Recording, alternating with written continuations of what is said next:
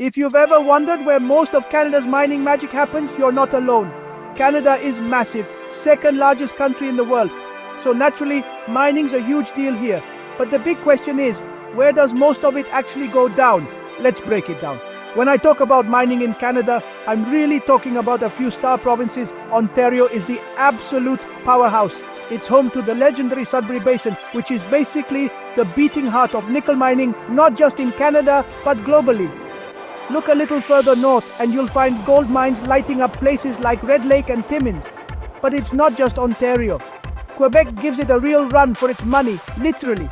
Quebec's Abitibi region is loaded with gold, copper and zinc.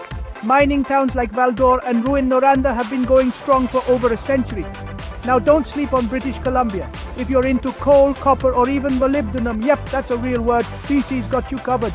The mountains here are full of minerals and towns like Kamloops and Smithers are mining hubs in their own right.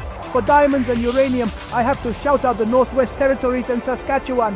The NWT shines with diamond mines like Diavik and Ekati, while Saskatchewan's got the world's richest uranium deposits.